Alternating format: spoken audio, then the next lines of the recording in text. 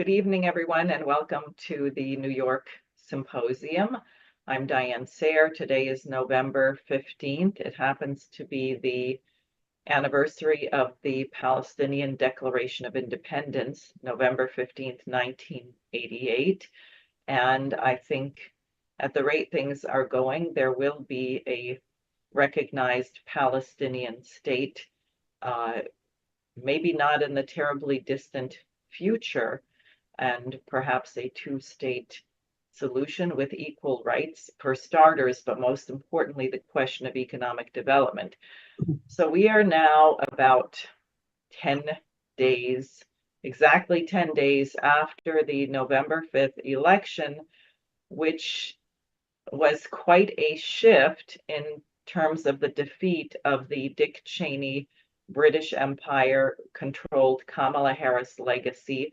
The Democratic Party seems to have learned absolutely nothing from their previous failures. The population of the United States clearly is rejecting war and also genocide and also the economic hardship. And as Helga Zepp-Larouche informed us, she heard that Trump had been elected and the German government collapsed, and there are going to be elections in Germany coming up at the end of February. So what you see is that the transatlantic world is really finished. It will go through a phase shift. This is exactly what Lyndon and Helga Zepp-Larouche warned in 1989 when the Berlin Wall fell.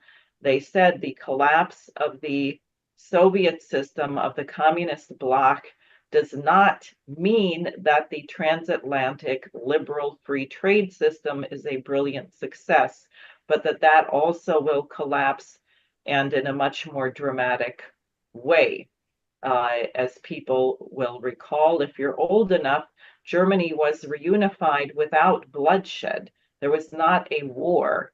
It was a peaceful transition, but a moment that was squandered because the powers that be, namely personified by Margaret Thatcher, George Bush, and various financiers and intelligence agencies, the potential of the economic renaissance and East-West partnership that could have developed at that moment was squandered and engulfed in a series of wars from the Balkans to Iraq, etc., and a great moment was lost. We now have a similar moment, which is interestingly underscored by some of the appointments that Donald Trump has made. They are indicating that there is an intention for peace, for ending the wars, and I know it has people very nervous because it's a bit of a mixed bag. You have Marco Rubio, this lunatic pro-genocide Secretary of State. You have then Tulsi Gabbard brought in as the Director of National Intelligence. And while it seems like AIPAC has their claws into everyone, Tulsi Gabbard has been very clear on certain questions of international law. John Bolton, who personally sabotaged Trump's attempts to finally end the Korean War by threatening to do to North Korea what Hillary Clinton did to Gaddafi in Libya. Bolton has attacked Tulsi Gabbard because she said correctly that the assassination of the Iranian General Soleimani was perhaps a war crime, was perhaps in violation of international law, which indeed it was. So I wouldn't say that we're out of perilous waters, but I would say that all of the institutions that have dominated the scene since the end of World War II and then their corruption and perversion, as with the takedown of the Bretton Woods system, the usurious looting policies of the International Monetary Fund and World Bank, the militaristic dictatorial policies of NATO, all these institutions are now in question and probably are not going to survive. And we have the opportunity to establish something new and just. Now, to give you a sense of the kind of freak out that we see, I would like Dave to play some comments from Elizabeth Warren, the senator from Massachusetts, who many of us thought was in there to help regulate the banks and put an end to the excesses of Wall Street and bring in Glass-Steagall. And somehow she hasn't done any of that. And when you see her reaction to some of these appointments, you might begin to get a glimmer of why she hasn't done it, because it looks as if she was a fraud the whole time. So go ahead, Dave, if you would share that clip. Many things I disagree with Marco Rubio on, and I haven't decided yet about voting for him, but he is qualified. He has experience. We may have differences that would cause me to say, I don't think that he should be Secretary of State, and we'll go through that. We'll listen to the hearings. I want to hear very carefully from him. But what we're talking about with people like Matt Gaetz is very different from what we're talking about with people like Marco Rubio, and we just have to keep that in mind. But do understand with Matt Gaetz, and you've already made this point, he's not the only one out there who is unqualified and who raises whole questions like Tulsi Gabbard does. You really want her to have all of the secrets of the United States and our defense intelligence agencies when she has so clearly been in Putin's pocket? That just has to be a hard no.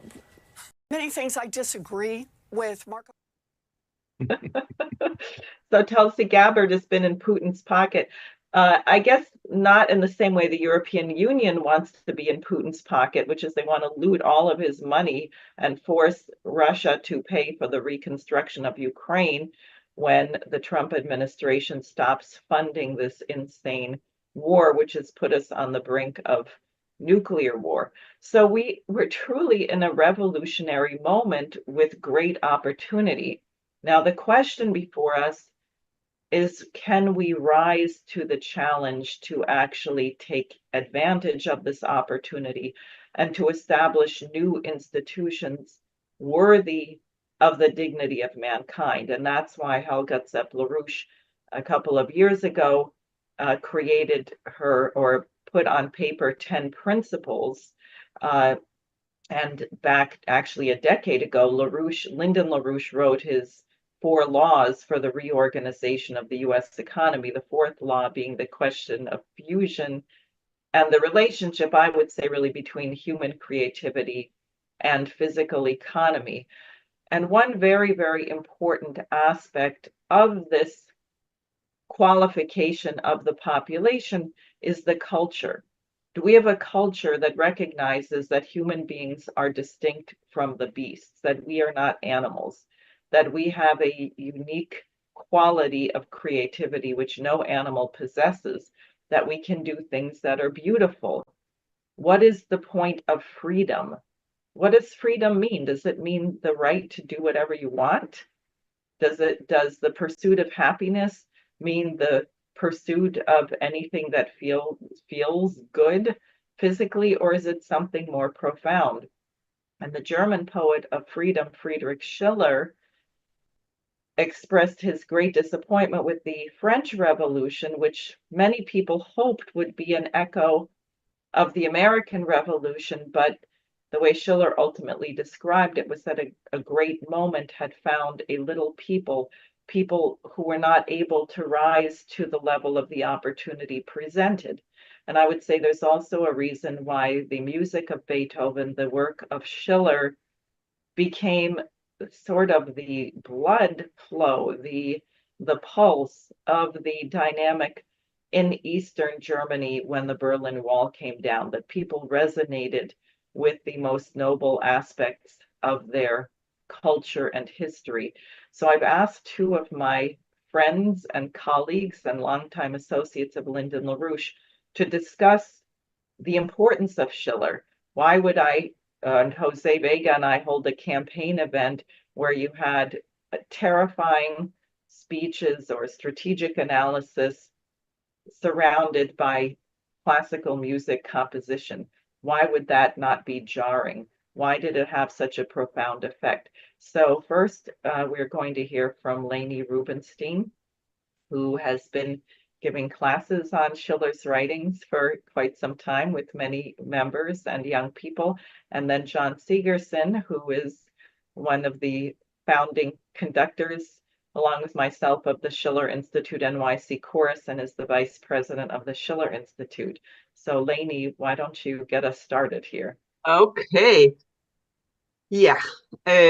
I think that Schiller has a really profound importance for the future. He was, for people that don't know him, and I know that a lot of people don't know Schiller. I don't know if people that listens to this symposium know Schiller, but I'll do as if they don't. He was, it's his 265th year's birthday on the 10th of November. And it's also, this year is the 40th anniversary of the founding of the Schiller Institute that Helga Sepp Larouche founded. And the inauguration was in Washington, D.C., with 50 nations participating, with flags and national anthems coming in the hall. So about 50 years ago, Helga Larouche told me, or advised me, you have to make Schiller your friend. You have to study Schiller. And it has been a great thing to do. And I hope for people listening, I cannot say a lot for the time reasons, but I hope you will do the same. Schiller used to be very famous in America. Tens of thousands celebrated his birthday. If you go to Central Park, you go in Chicago parks, you go to Detroit, Philadelphia, Buffalo, whatever in the United States, you find Schiller, statues of Schiller. And a great follower, his Wilhelm von Humboldt, who created his education system from discussions with Schiller on education, aesthetic education of the youth. So with that as an introduction, I will take a little shift, because last week in Beijing, for 3 days, there was a conference under the theme Classical Civilizations and the Modern World. It was three days with hundreds of scholars from around the world, and it was organized by China and Greece. And the aim was to explore how classical civilizations can contribute wisdom, insight, and strength to assist in the development of the human society in the future. How can ideas from the past help us today? And now keep in mind that China, under the Cultural Revolution from 1966 to 1976, they banned classical culture from the West. You couldn't play violin and piano, no classical music from the West. Confucius, Mencius was banned. And now they realized with the opening up, we need those ideas. And they are an incredible move on building very beautiful and very acoustical, great concert halls in China in all major cities. They are doing incredible archaeological research. And of course, most people, total revival of classical arts, where they also use AI for showing ancient paintings and so forth. Apart from that, I think most people know how China lifted 800 million people out of poverty in a very short period of time. And space research, and China wants to collaborate with the South and with everybody in the world to do the same. So what is happening, when this is happening, the whole culture changes. I had a discussion with Larouche a number of years ago, where he said, don't worry, Leni, because when all this change began to happen in China, people were a little, they didn't want it. They wanted the old days where they kind of knew the rice bowl was secured and so forth. And Larouche told me, no, Leni, when the changes come, everybody will change. The culture will change. And this is what we are seeing today. And that means that we can do it too. It's a hope, not only for the South, for the developing nations, it's a hope that we can do it in America, because that's how the West was earlier. So, but I want to counter this conference in Beijing, which I thought was really important, and what China has done with what was done in the West, talking about culture, what Diane brought up. because there was a conscious decision to change the values of man and of the society in the West. In 1963, Alexander King, who then was the commissioner of the OECD, proposed an education reform. And he said, quote, "We must throw out the educational dead weight of the last 2,500 years.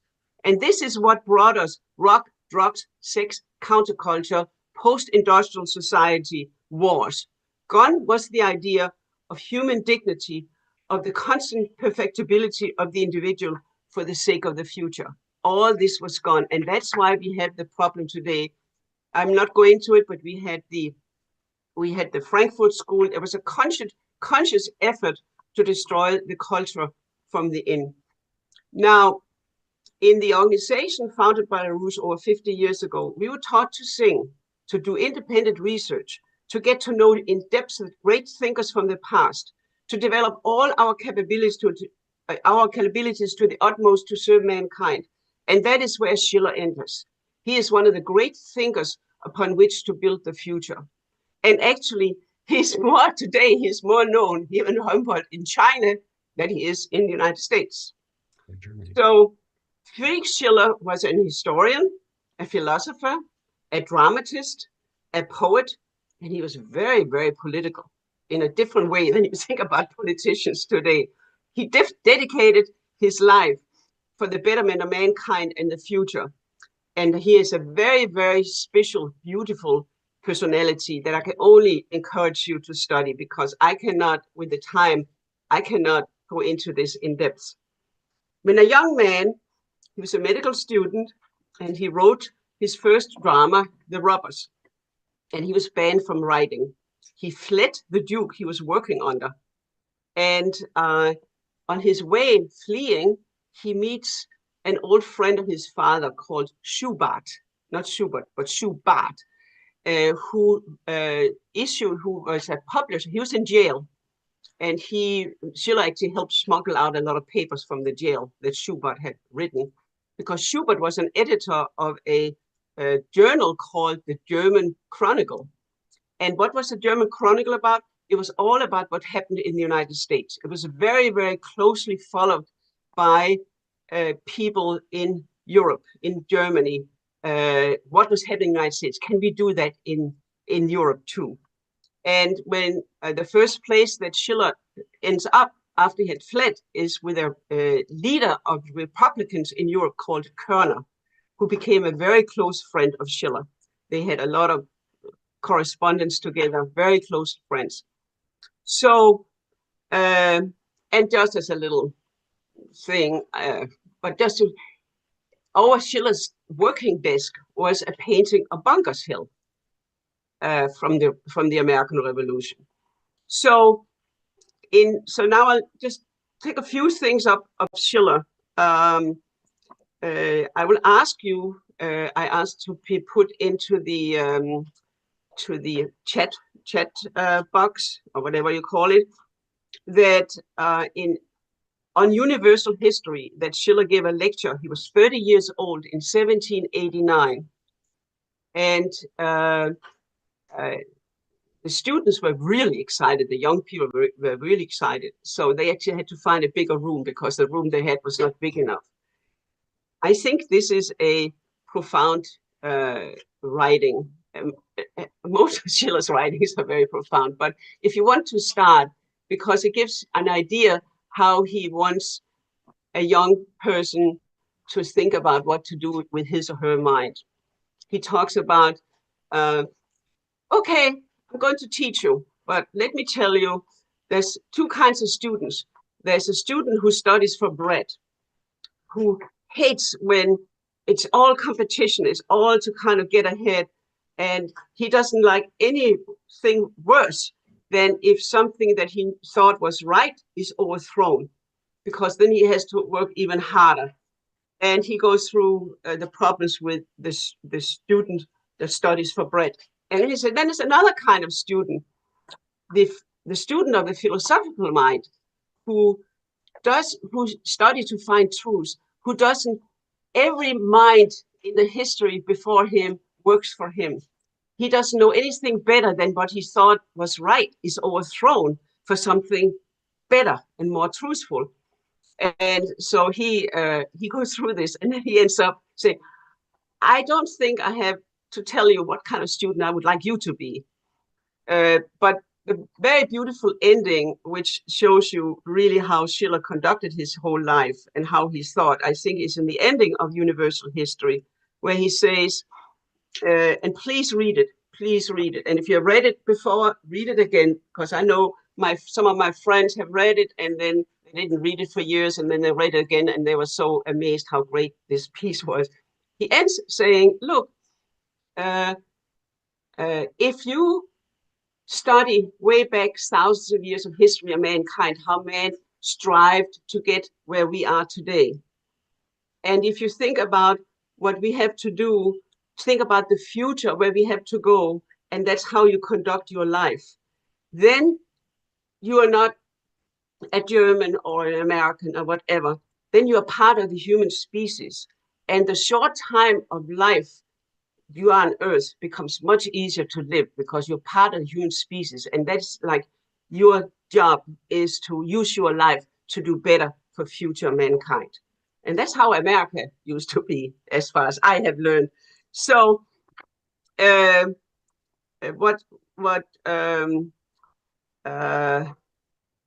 Diane mentioned it.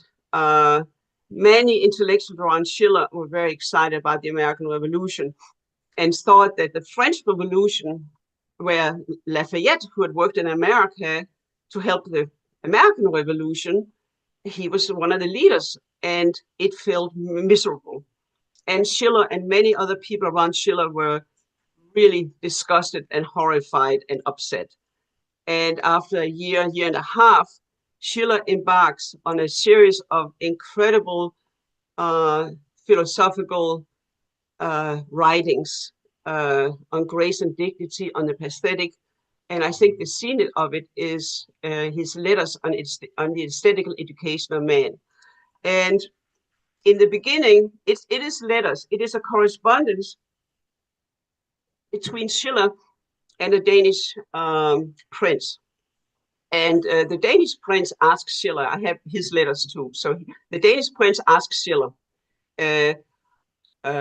could you help me to figure out how we get a change in the political affairs of man?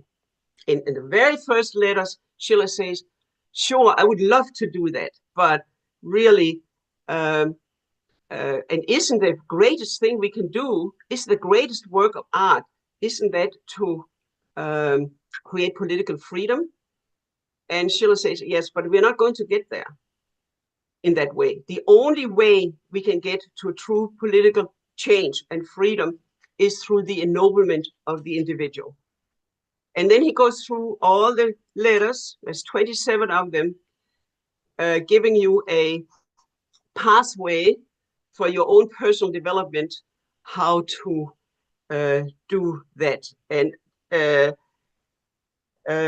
in an article, an essay he wrote just before that, one of his on grace and dignity, he talks about the beautiful soul. It's a higher level than Plato's golden soul, but it's the same idea. Or Confucius, the sage, where Schiller says, Confucius has it pretty much, but Schiller is more further, but he stands on the shoulders of Confucius, where he says a beautiful soul is a person who can do what is necessary, who doesn't have to converse with his emotions and so forth, but because his emotions and what his duty will be the same thing. He does what is right, and that is his impulse too. So I just want to make a last point, because the West can be changed, but I just want to make a last point, just a little personal point, and then I'll stop. When I first came to US, that's 40 years ago too. I came the day after Schiller's birthday in 1984. And I was put on the phones immediately. And because we had a conference, a Schiller conference, and I would sing to the people who asked me, so what is the Schiller Institute? So I would start singing to them, Freude, schöner Glück, Funken, Tochter aus Elysium. And people say, what is that? I will say, this is Schiller and this is Beethoven, and this is what we represent. So I will stop here. But read on universal history, and if anybody wants to contact me for more discussion or whatever, I'll be happy to give you good ideas for reading Schiller. I know that I didn't go into Schiller much, but I thought it's better to do it this way. Well, thank you very much. So we will now go to John, who may want to respond to some of what he heard, but also I think has some thoughts because the Russian President Vladimir Putin has talked about the difference between polyphony and the solo, or I might say a monotono, but John, why don't you go ahead? Oops, you're muted. Yeah, that was 8 days ago when Putin gave this, talked about this in context of his discussions at the Valdai Club in Sochi. And I must say that when he started talking about the way that nations need to relate to each other is on the basis of polyphony, he is treading on Lyndon LaRouche's territory and also on the territory of Beethoven and all of the great composers going back to Bach and even earlier. I happen to be somewhat privileged even before I met LaRouche in 1971 because even as a child, I loved to sing. And I remember that when I went to camp, these summer camps and so forth, they had all these camp songs. And I had already sang in the choir and so forth. And I was just totally bored by these camp songs because, you know, it was just one melody and so forth. So I started inventing a second line to the melody. I didn't know what I was doing. I had no idea of music theory or anything like that, but I just started working out what seemed to work and what didn't work as a second voice to whatever I was hearing. Camp songs like well, Marching to Pretoria. I don't know if you remember that crazy song, which I just realized, oh my God, this is the song that the British soldiers were when the British Empire soldiers were going in to try to slaughter all the Boers and to take over the Republic, the Boer Republic, that after the Boers had discovered gold and so forth, and the British needed the gold. And the Boers were very close to Germany. So it was actually one of the opening shots of World War II. But that all aside, I didn't know that. All I knew was that it was a nice little song and I was inventing a second voice to it. I bring that up because I think that most people, I would say the majority of people certainly in the United States, and I think even in Germany now, where I was just at, and believe me, it's become a cultural wasteland in Germany as well, where even the name of Schiller is not known anymore by many people because it's been dropped out. It was deliberately dropped out of the educational system, even in Germany. But that most people, when they hear about polyphony, they have some vague idea of multiple voices doing some nice things and so forth.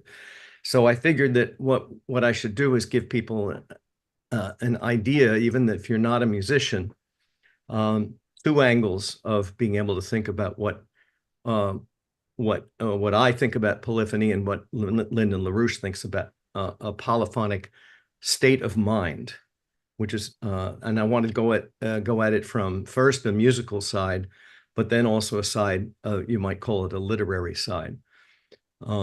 The first thing is that polyphony it means multiple voices, as opposed to, as Diane said, well, monophony, or actually monotony, because actually monophony is monotonous.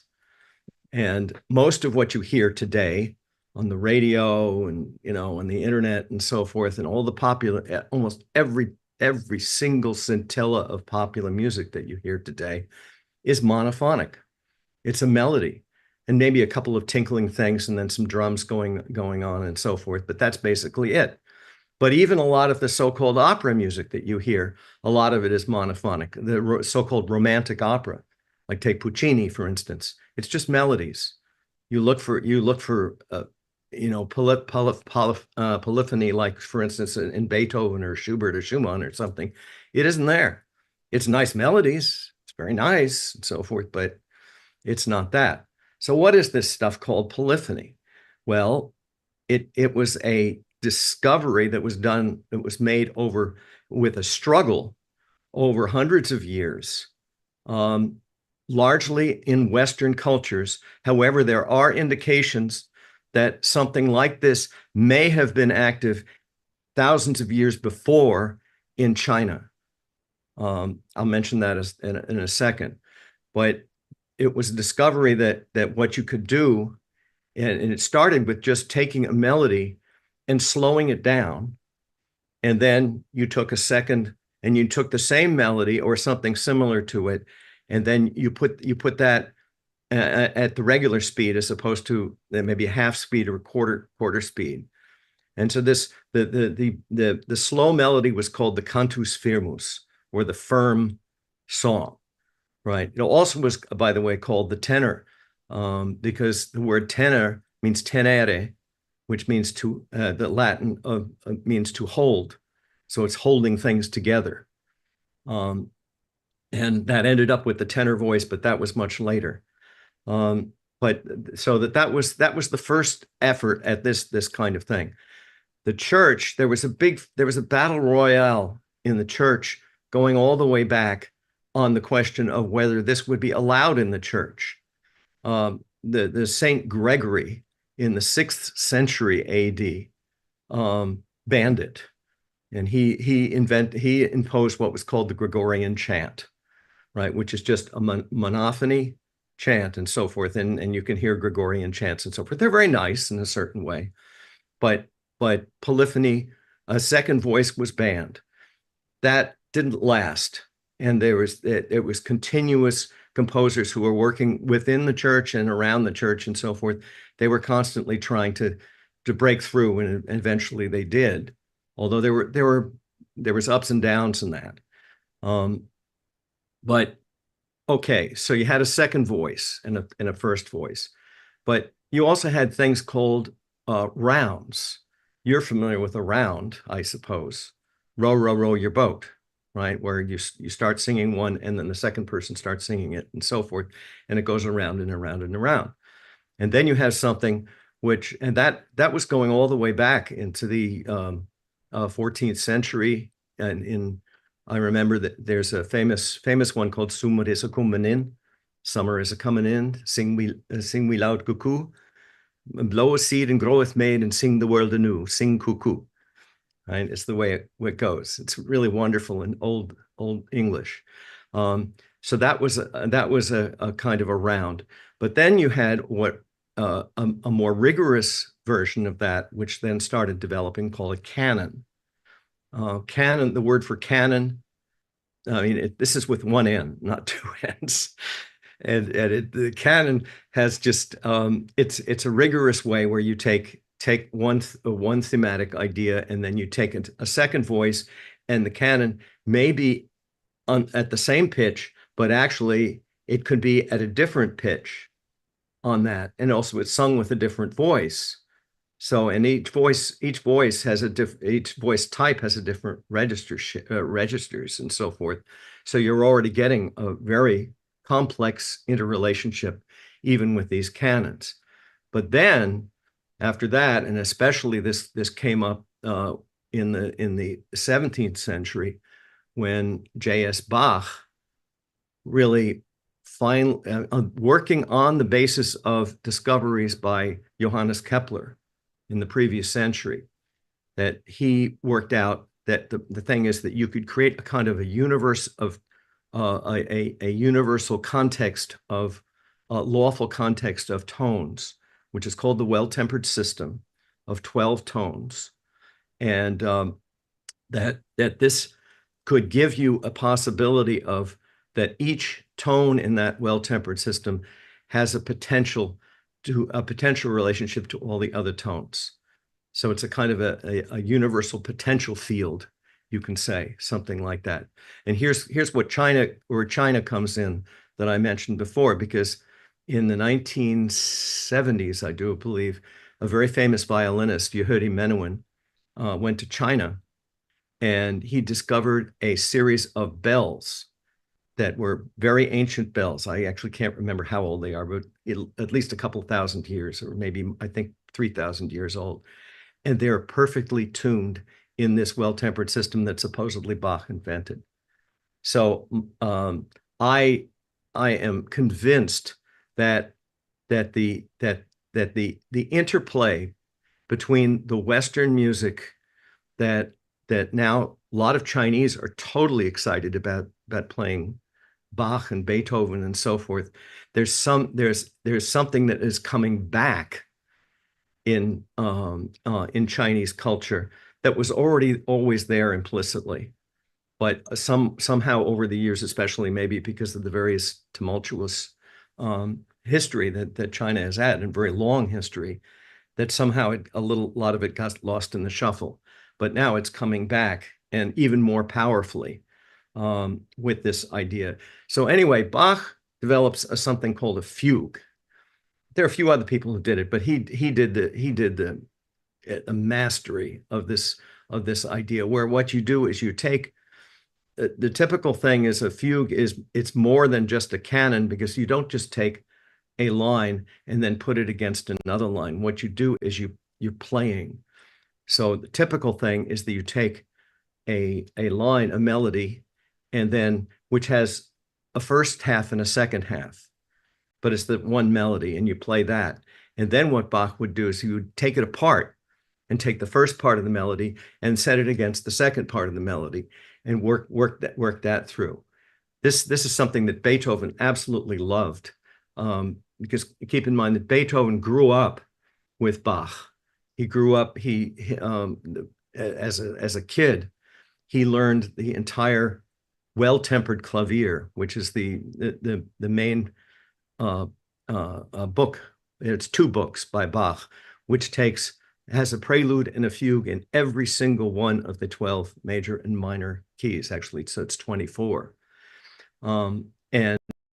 But you're constantly playing around with these ideas. That issue, if you've never heard a Bach fugue, do it, right? And because I'm not a professional pianist, but one of the great pleasures that I have is sitting down and working through these Bach fugues, because what happens is that here you are with your 10 fingers, you may be playing 2, 3, or 4 voices with these 10 fingers. Each finger has to actually control and create a voice. And so in your head, you've got 4 voices going on at the same time in your head. So isn't that like it talking to a bunch of people, and having a really profound conversation with a bunch of people, that you have all of these voices in both in your head and going through their head? That's the kind of interaction that you need. That's what's called, that's a polyphony, or it's otherwise known, also called a dialectic, because it's actually the idea of the Platonic dialogues, which are a dialectic that is a dialogue between two, in that case, two people or multiple people, where the truth of the idea is not in any one of the single voices. It's between the voices. That's what's important with this fugue. And so what you're constantly doing is you're dealing with 2 things that don't quite fit.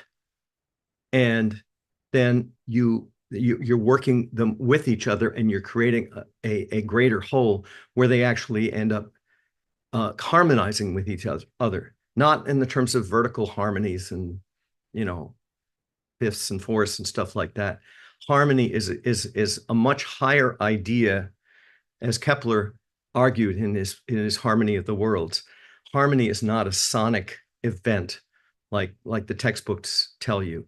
It's harmony is an actual a way of moving towards a more perfect concept, greater perfection.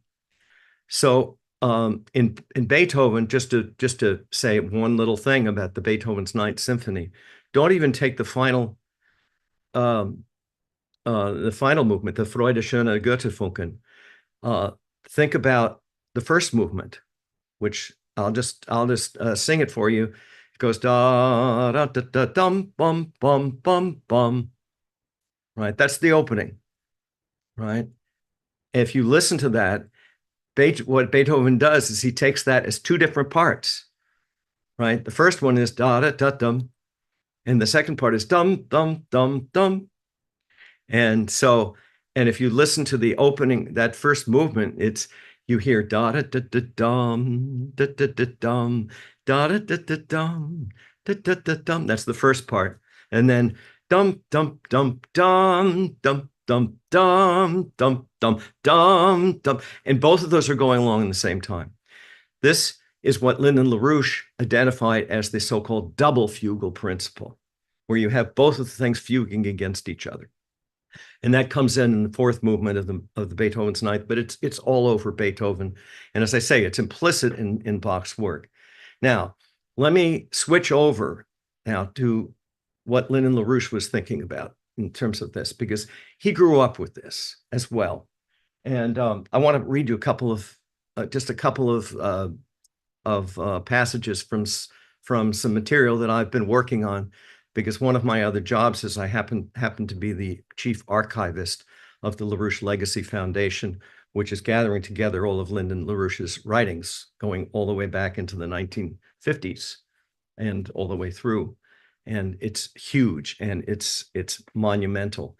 And I happen to be working in the 1970s right now.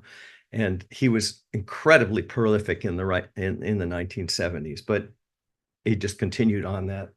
But I want to read you something from a piece that I just worked on recently, and which has never been republished. It's called A Rebuttal to Linguistics, the Intelligent Use of the English Language. And it's a fascinating piece because Larouche, who's already written huge amounts at that point, is reflecting on his own process of how he became a prolific writer. And I just want to read you a little bit and give you an idea, this will give you an idea of the way that he's thinking fugally, or in this case, he also talks about ambiguity, which is pretty much the same thing. Ambiguity meaning there are two different things going on at the same time, and you can't put your finger on either one of them. So it defines dictionary type. It defies dictionary type definitions of things, which is an Aristotelian exercise. So this is going through in the middle of it. He says, at about this point in the writer's self-development, he comes smack up against the deeper problems of the English prose style. The ideas which he has to present cannot be articulated for comprehension by following any fixed set of educible rules of existing literary spoken usages. If he adheres to such usages, people will readily understand what is written, but he will be unable to transmit important conceptions. In other words, you can't just follow the rules on these things. If you're doing creative work, you absolutely cannot just say, I'm just following the rules. Forget it. So that eliminates most of the press of today. The essence of communications, he says, is ambiguity. Not ambiguity in the sense of confusion, but something else. If a statement is made in a certain fashion, it will be interpreted by the reader in a more or less predictable fashion, right? Quote, let us twist that form of statement slightly, just so much and no more. Now it is made clear to the reader that the statement is very near in form to the kind of statement ordinary usages would cause him to expect, but with a significant, undeniable slight shift. It is made clear that the writer intends to communicate something which in some way replaces the kind of idea the normal usage would imply. And he has a criticism of people who are trying to mess up his usage of various words in his book called Dialectical Economics, which is his first book on economics, which is still a really good book, which came out in 1974. But then he goes on and he says, by insisting upon what appear to be slightly jarring and yet obviously deliberated slight shifts in the use of terms, constructions of phrases, and so forth, that the essential subtleties of new meaning are communicated. Another way of describing that essential device of prose style is that one closely parodies a prevailing literary or vernacular usage as a way of coming into associative proximity with the sort of thinking one intends to overthrow.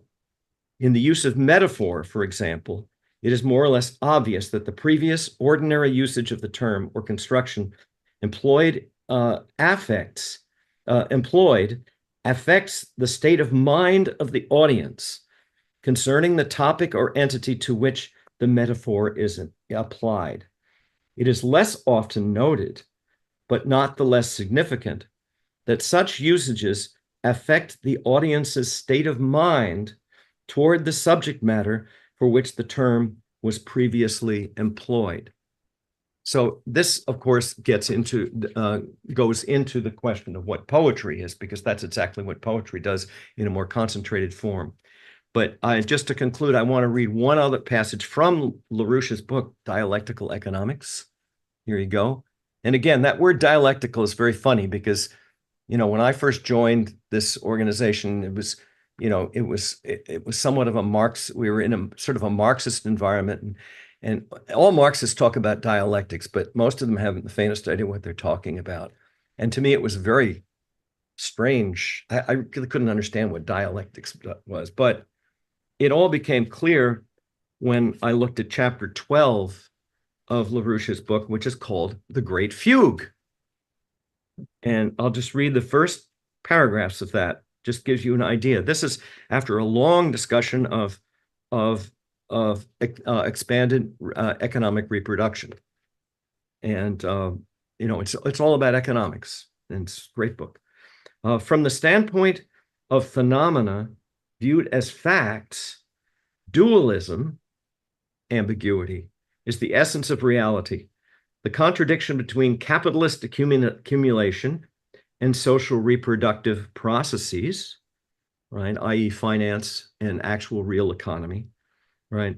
The dualism of basis and superstructure, the dualism of natural science and nature, etc., all repeatedly confront us with an ostensibly insoluble discrepancy between a universality of appreciation and a contrary universality, an actuality underlying the phenomena of perception. Yet, these contradictory moments seem to represent a single form or theme simply accompanying itself, such that no account of the processes thus portrayed can sanely overlook the transformations of development occurring as a result of their counterpoint, right? Each resulting new juncture is to be regarded as actuality for that place and moment. In each such juncture, it is thus demonstrated that neither of the contradictory moments is independently real in itself. The independence of the two disappears momentarily, supplanted by the single actuality that seems to destroy their identity within its own. But then, no sooner has this resolving chord been struck than the process takes up that actuality in turn as a renewed duality. The momentary actuality is counterposed to itself in new subjective objective contradiction. Right. In other words, what he's getting at here, of course, is that the arrival of truth is a process. Truth is not a thing.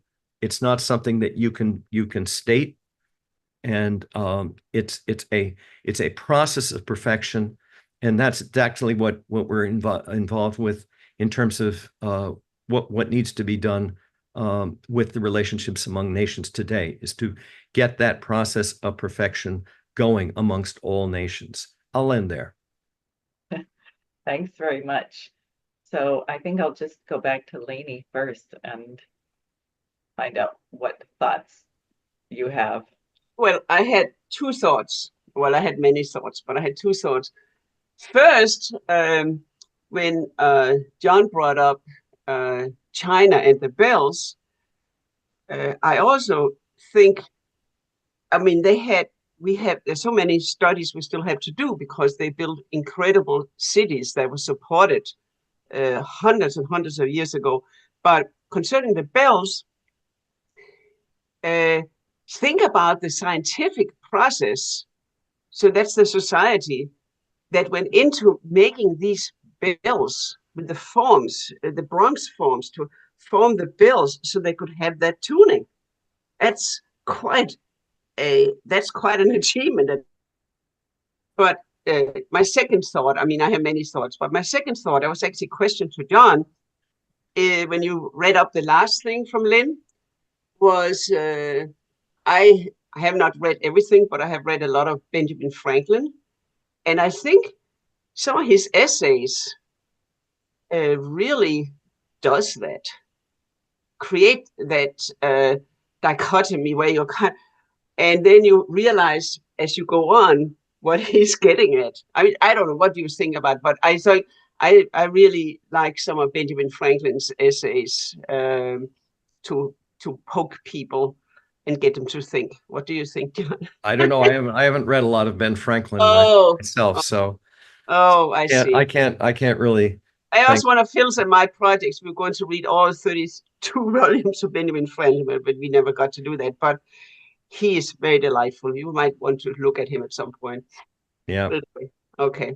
I was thinking about this question of polyphony and thought, because, and John already got at it a little bit, a poem and frankly certain melodies that are not really melodies, like a Bach unaccompanied partita.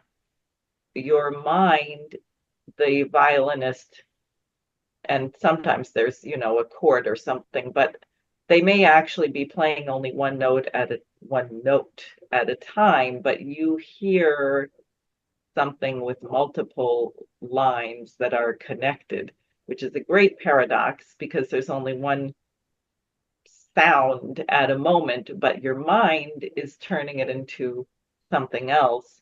And similarly, in a poem, metaphor does this because you already have the literal, whatever is being said in the particular words, but the poet is creating something else in your mind, which is of a higher order or brings a different kind of understanding to that. So it's beyond what you first think you are sensing with your senses on the surface.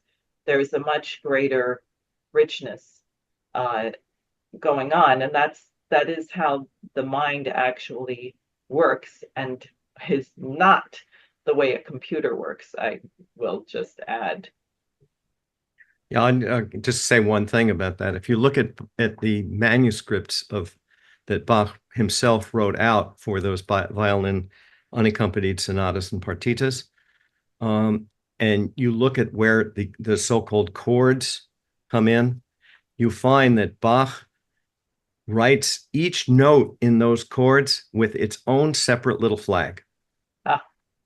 In other words, for him, even if you had, seven different, a chord with seven notes, where the violin is going across strings and so forth, that he views those things as individual voices. That's why, I mean, when we first started working with Lyndon on music, that one of the first things that he insisted on, he says, chords do not exist.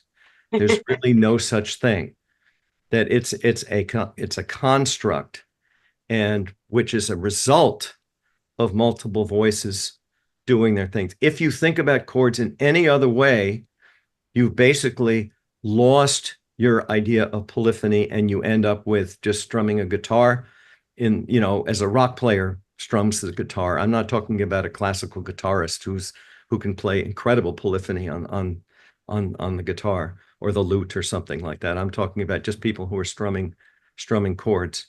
And unfortunately, you know, that's why when you hear music, you have to train yourself to do this, especially because you're fighting against everything that you hear in your culture right now, in terms of everything that you hear in the music at the store, at the supermarket, and just everything, is that you have to fight against this idea of just hearing this as a blah. Is that anything, there are multiple voices, and everything is implicitly multi-voiced. Can I say something? Sure. Yep. Because I was very happy you brought up the beginning of Beethoven's Ninth. And I'm not a trained musician and so forth, but I always,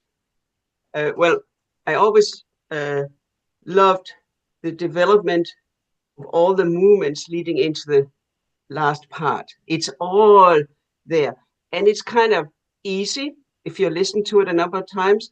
And I have often compared it to Schiller's Letters on Aesthetic Education, where it's much more difficult to keep it in your mind, because Beethoven with the music.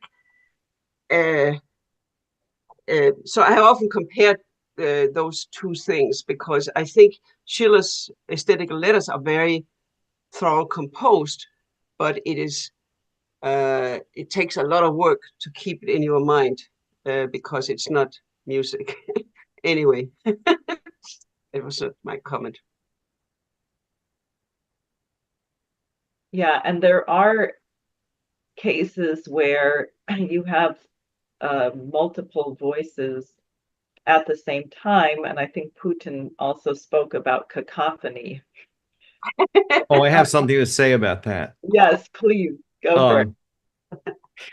In the 1970s, there was a revival of a composer. His name was Charles Ives. You may, Diane remembers Charles Ives. This is a guy he died in 1954, and at the time of his death, nothing that he had composed during the time. He was an avant-garde composer, and so he took polyphony to mean, okay, let's take three different American melodies and just jam them all together again.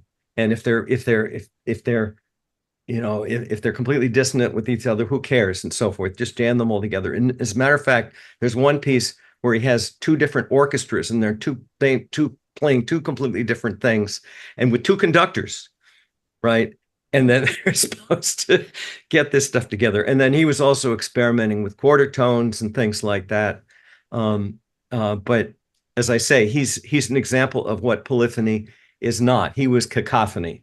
I also want to say something about quarter tones too, because people might ask, well, okay, you're talking about the 12-tone system and so forth, but what about Oriental music with quarter tones and so forth? My view is that the what has been developed as the 24 key system, well-tempered system, is superior in many ways to systems that have quarter tones, for one reason being that you can't have real polyphony with quarter tones, because the human voice vibrates, right? And naturally, you know, it goes it doesn't just go like that, like a machine. The human voice has a natural vibrato. It's part of the way that the human voice has always worked, and a healthy human voice. people can try to suppress it, but human voice vibrates. It ought a healthy human voice. And the point is, it vibrates up and down by about a quarter tone. So the problem is that if you have another note which is only a quarter tone apart, you can't create anything like a real. You can't actually distinguish between that if you do polyphony. You can do monophony with quarter tones and all sorts of wonderful things that are done in various cultures. I think that's great, which may have polyphonic implications, but it's only once you get this well-tempered system working, which is what Kepler specified, where he basically discovered it when he realized that these intervals of the well-tempered system are also built into the solar system and the spacing of and the speeds of the orbits of the planets. That's why that's the whole point of his World Harmonies book that he wrote. So that's just two points there. Now, I sent Dave, just to help some of our viewers, I think we can play a few seconds of a fugue, so people, and you can say something about it so people have some idea what we're saying. It's Wanda Lewandowska playing a Bach fugue on the harpsichord, and it may be set to start just a little. It's a prelude and fugue, but I think it's close to where the fugue starts, just to hear, and then you might tell people, say something about it. Sure. Yeah, Dave, do you have that?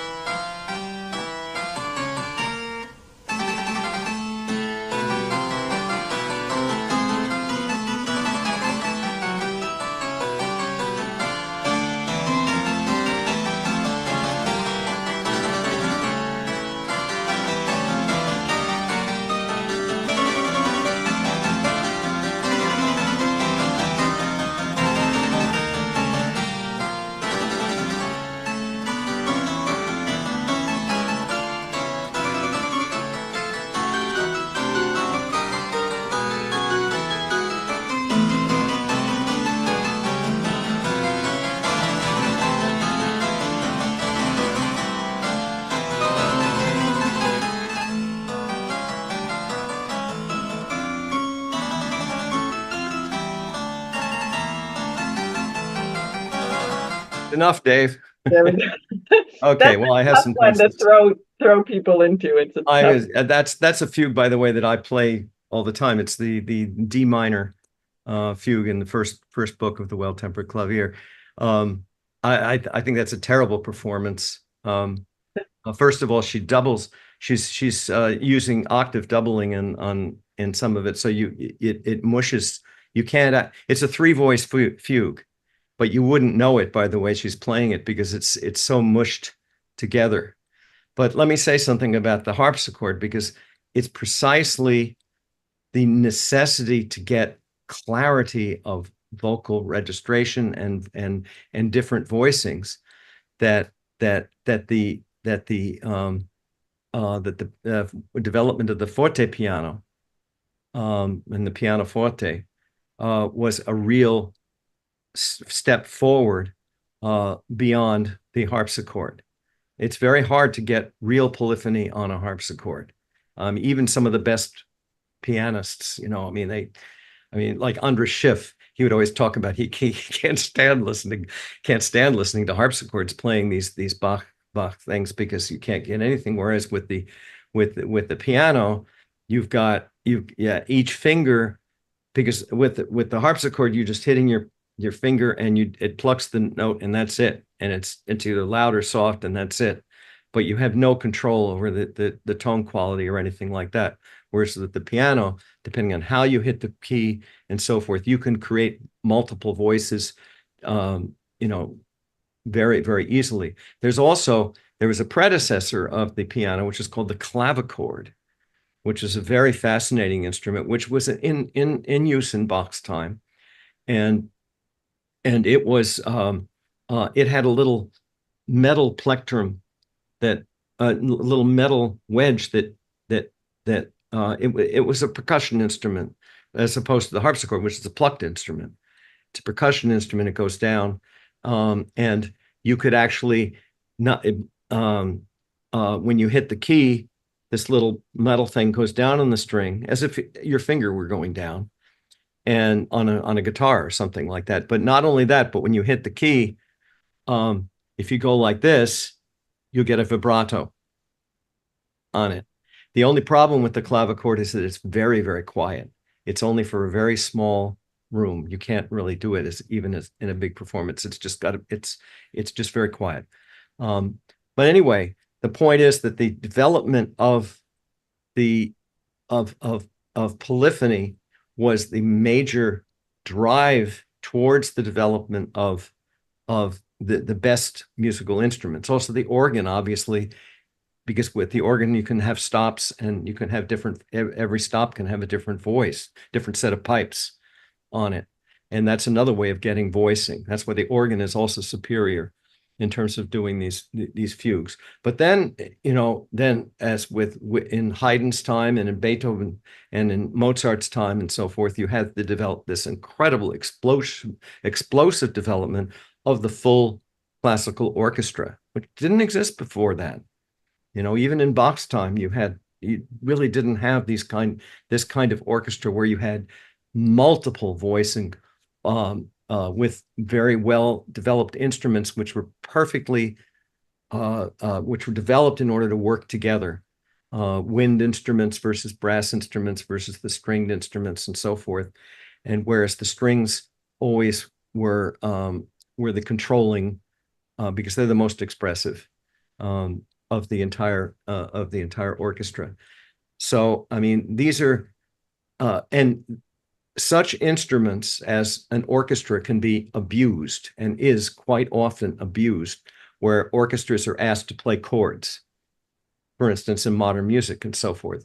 Or you have, usually, you have the brass section blasting a chord or something like that. That's just an abuse of something which is a beautiful instrument. It's like abusing your voice by screaming. I mean, yeah, you can do it, but it's not beautiful. And, I mean, if you want to develop the voice, you should not, I mean, if you really want to have, and you want to sing with other voices, you want your voice to be as beautiful as possible, and not just start screaming like some rock star. I have a suggestion. I tinkered with the piano for a couple of years. I played the cello for a couple of years before I came to the US. I'm not a musician. And then 8-9 years ago, I asked John, I would like to have all the collected works of Bach on CDs. What do you recommend? And he recommended me, I think it's called Schilling. John, I forget now. But my husband and I listened to all 172 CDs twice, and then we put little stickers in which ones we want to listen to again.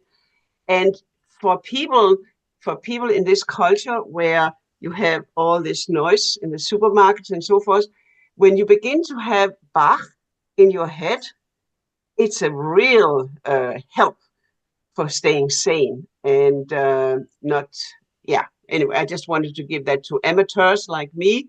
Listen to Bach intensely, and then at least that's what I thought was a very, very good road to go, to listening to music and understanding what John has gone through. Well, the best thing is to join a chorus and to That's true. sing, and to sing. And look, it used to be that families sang together. Yeah. Right? That was what you did. You didn't have the kids there sitting with their whatever their stupid phones or something and doing things like that. They didn't have those things, and you were just sitting there and you would sing to entertain each other. I mean, It used to be that the word living room didn't exist. In the 19th century, when Schiller was popular in the United States, you didn't have living rooms. You had music rooms. That's what they were called, music rooms. Everybody had a piano and so forth. Now it's you can create that kind of family life again. It's possible. We need more composers composing beautiful music and not just composing cacophony. And of course, the big problem is we need composers doing that and getting paid to do it. We also need an economy because right. people are working 5 and 6 jobs, and when are you going to do this? When does your mind have the space, in a sense, to? Yeah, but you have to clear away that space somehow, for children especially. Yeah. If a child who does not grow up with beautiful polyphony, right, is a child that's hobbled for life. And this is for all you parents out there. You have to do something in order to help your child get that kind of exposure in one way or another. Yep, that's true. I was very lucky when I think about it, because our family sang, not my father. He had been told in school he should never sing again. Has happened to so many people. But we sang a lot, and we all played instruments. And at Christmas and the holidays, we were out on the front porch playing whatever it was in all different parts.